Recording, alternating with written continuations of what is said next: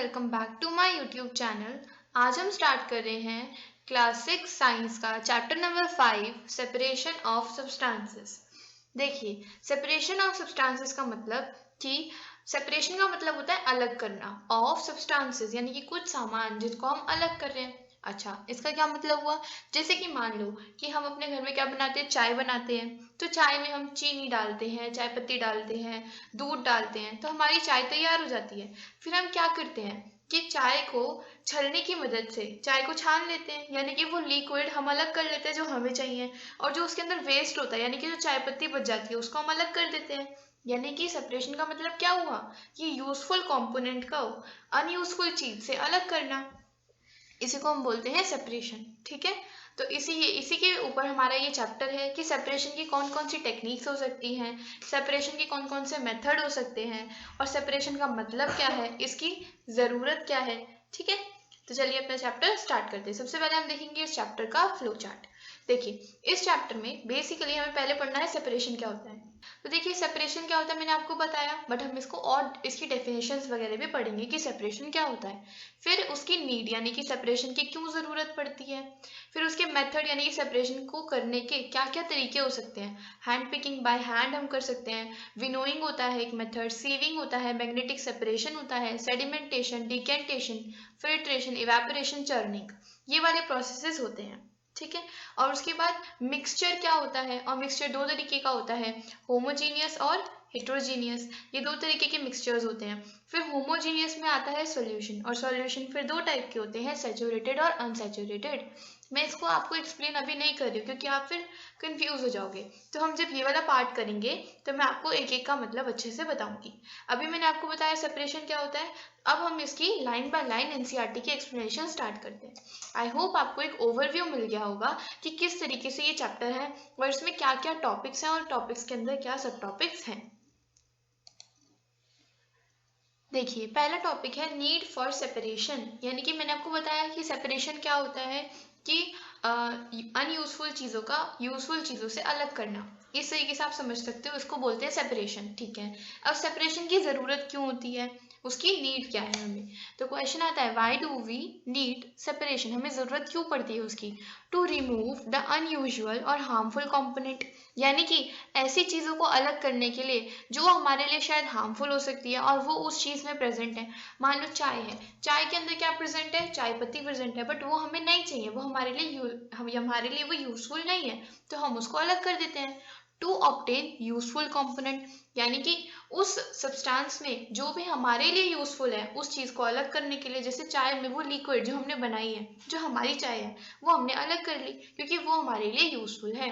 To remove impurity, यानी कि कभी कभी हमारे किसी सामान में, किसी भी मिक्सचर में ऐसा कोई सामान मिला होता है जो इम्प्योर होता है, यानी कि जो शायद हमें हार्म भी कर सकता है, जो उसको इम्प्योर कर रहा हो, ऐसा होता है। तो उसको अलग करने के लिए, जैसे अगर पानी में मिट्टी होती है तो हम क्या करते हैं, वो छलनी वाला कपड़ा लगाते हैं और पानी को छान लेते हैं, जिससे क्या होता है, पानी एकदम साफ साफ आ जाता है और छलनी पे सारी मिट्टी आ जाती है। उससे क्या हुआ, मिट्टी क्या थी, इम्प्योरिटी थी, यानी कि इम्प्योरिटी मतलब जो चीज़ प्योर नहीं होती, जिसकी हमें ज़रूरत नहीं है एक तरीके से। ठीक है, जो हमारे पानी को इम्प्योर कर रही थी, इसलिए हमने उसको क्या किया, अलग कर दिया।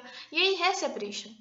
In our daily life, there are many instances when we notice a substance being separated from a mixture of material. यानी कि हम हमारी ज़िंदगी में बहुत बार ऐसा करते हैं कि हम एक मिक्सचर में से अलग अलग चीज़ों को अलग करते हैं, जैसे कि tea leaves are separated from the liquid with strainer while preparing tea. वही एग्जाम्पल कि चाय बनाते टाइम हम क्या करते हैं, टी लीव्स यानी कि चाय पत्ती को चाय से अलग कर लेते हैं। फिर और एग्जाम्पल क्या है, grain is separated from stock while harvesting, यानी कि जो ग्रेन यानी कि जो अनाज होता है, अनाज क्या होता है, इससे खेतों में लगा रहता है, तो अनाज की जो स्टेम्स होती हैं, यानी कि जो उसकी ब्रांचेस होती हैं, स्टेम्स होती हैं, उनसे उसको अलग करना होता है, स्टॉक से अलग करना होता है। तो उसके लिए हम हार्वेस्टिंग का प्रोसेस यूज़ करते हैं। हमने ऊपर जो किया चाय के लिए, वो हमने फिल्ट्रेशन का प्रोसेस यूज़ करा।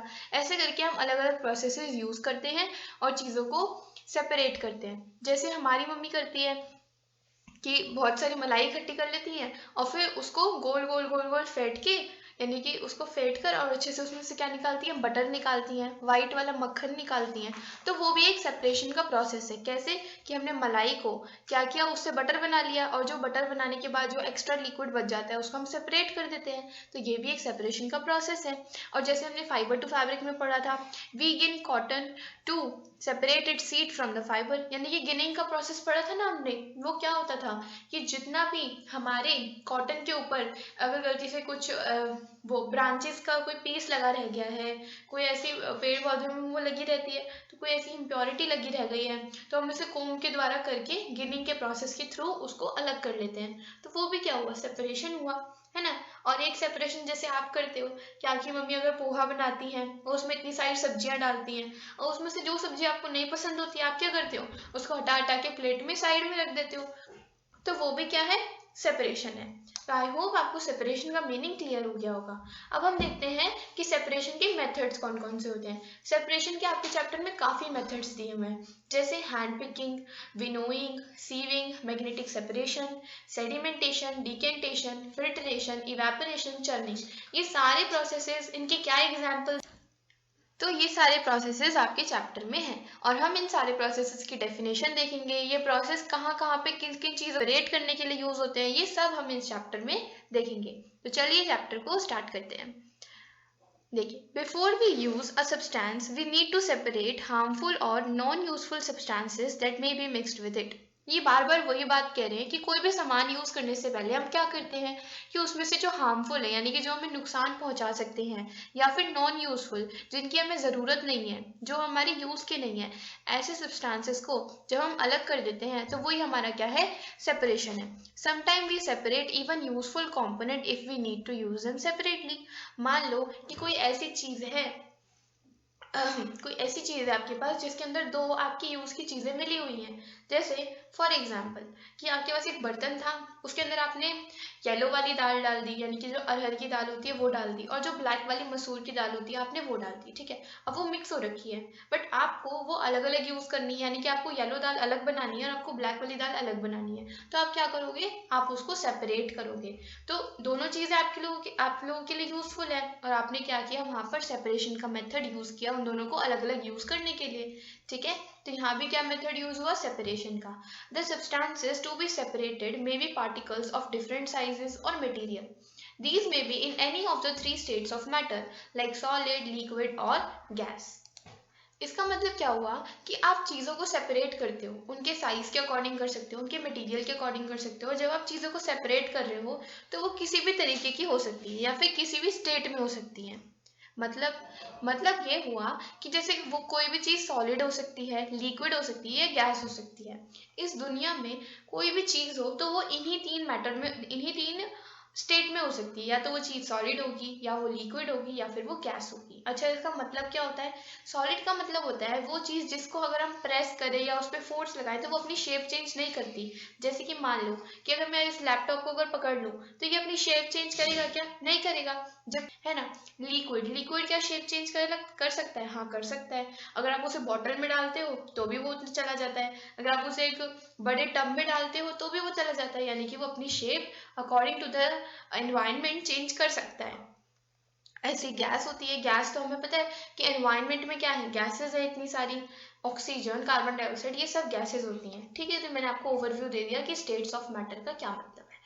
तो हम जब चीज़ों को सेपरेट करते हैं तो वो किसी भी स्टेट में हो सकती है, वो चीज़ सॉलिड हो सकती है, वो चीज़ लिक्विड हो सकती है, इवन वो गैस भी हो सकती है। अब चलते हैं मेथड्स ऑफ सेपरेशन, यानी कि जो मैंने आपको नाम बताए थे खाली, हैंड पिकिंग, थ्रेशिंग, विनोइंग, उसके सबके डिटेल यहाँ पर दे रखी है। अब हम वन बाय वन सारे मेथड्स को पढ़ेंगे।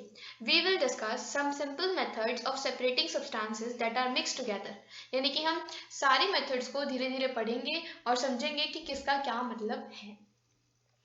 पहला मेथड आता है हैंड पिकिंग। हैंड पिकिंग तो आपने घर में बहुत देखा होगा। जैसे कि आपकी मम्मी, मान लो कि आपकी मम्मी खरीद के लेकर आई दाल। अब कभी कभी दाल खरीद के हम लेकर आते हैं तो उसमें कोई कोई कंकड़ आ जाता है, तो आपकी मम्मी क्या करती है, उसको प्लेट में फैला लेती हैं, फिर एक साइड साफ साफ करती जाती है, अपने हैंड से वो ये काम करती हैं, साफ साफ करती जाती है, और जो भी कंकड़ आता है उसको अलग अलग करती जाती हैं। तो इसको बोलते हैं हैंड पिकिंग करना, यानी कि हाथ के द्वारा, यानी कि अपने हैंड्स यूज करके अगर हम सेपरेशन करते हैं तो उसको बोलते हैं हैंड पिकिंग। देखिए, are there pieces of stone, husk, broken grain और पार्टिकल और any other grain in it? Now remove with your hand the pieces of stone, husk और अदर ग्रेन्स फ्रॉम इट। ठीक है, ये एक्टिविटी थी नीचे, तो उसी का ही पार्ट, यानी कि मान लो आपने कुछ कोई भी मिक्सचर ले रखा है, उसके अंदर एक छोटा सा स्टोन का पीस आ गया, हस्क आ गया, हस्क होता है जैसे छोटा सा बांस का कोई पीस आ गया, ठीक है, ग्रेन्स में, तो हम क्या करते हैं, उनको अलग कर लेते हैं क्योंकि वो खाने में ना जाए ताकि, तो उसी को ही बोलते हैं हम अपने हाथों से ये काम कर रहे हैं, इसलिए उसका नाम हैंड पिकिंग है। Okay, this method of hand picking can be used for separating slightly larger size impurity like pieces of dirt, stone and husk from wheat, rice or pulses। यानी कि हम ये हैंड पिकिंग का method कब use करते हैं? देखिए, आप लोगों के लिए इस चैप्टर में ये समझना जरूरी है कि मेथड क्या है, पहली चीज, उसकी डेफिनेशन क्या है, दूसरी चीज, वो मेथड कहाँ पर यूज होता है, तीसरी चीज। ये अगर आप समझ गए तो ये चैप्टर बहुत ईजी है आप लोगों के लिए। मेथड क्या है हमने समझ लिया, इसकी डेफिनेशन क्या है यहाँ पर लिखिए, मैं आपको बताऊंगी अभी, और कहाँ पर यूज होता है ये हम समझ ही रहे हैं कि जब हमें कोई छोटे छोटे पार्टिकल्स को अलग करना होता है, ऐसी चीजें जो हमारे हाथ में आ सकती हैं, ठीक है, अगर हमें उनको सेपरेट करना है तो हम अपने हैंड्स का यूज करके उनको कर लेते हैं।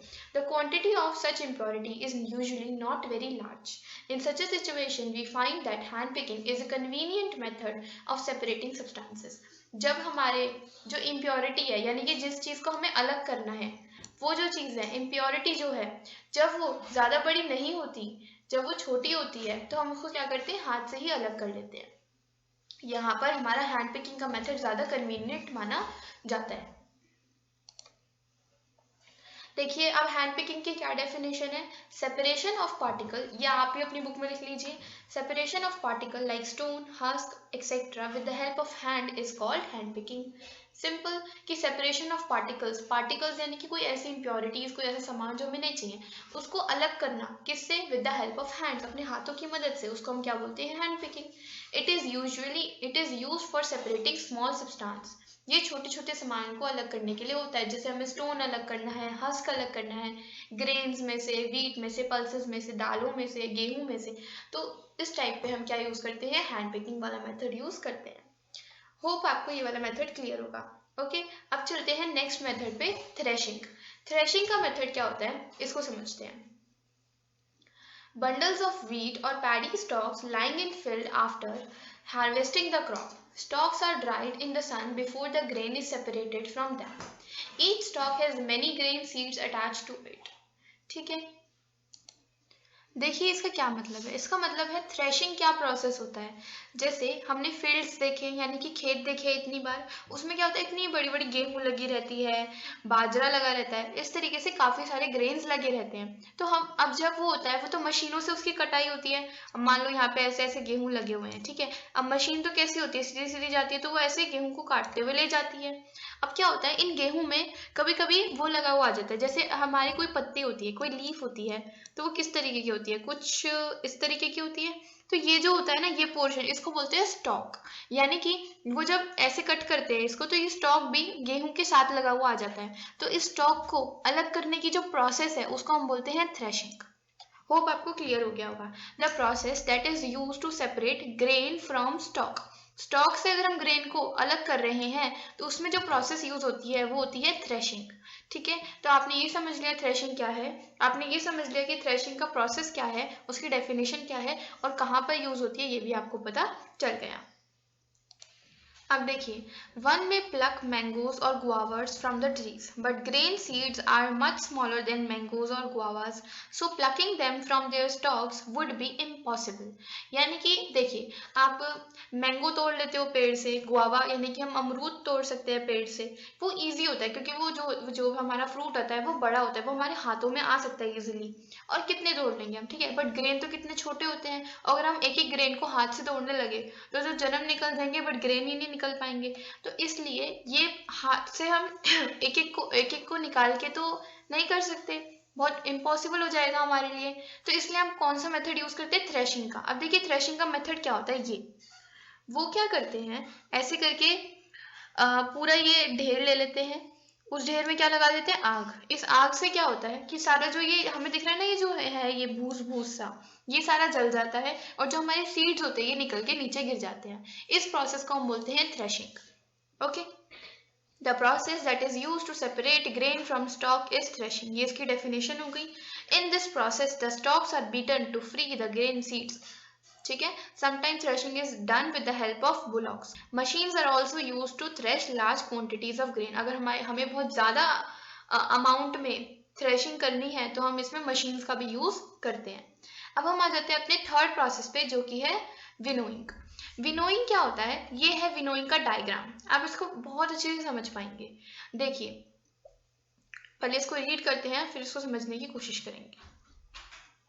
The method of separating components of a mixture is called winnowing. Winnowing is used to separate heavier and lighter components of a mixture by wind or by blowing air.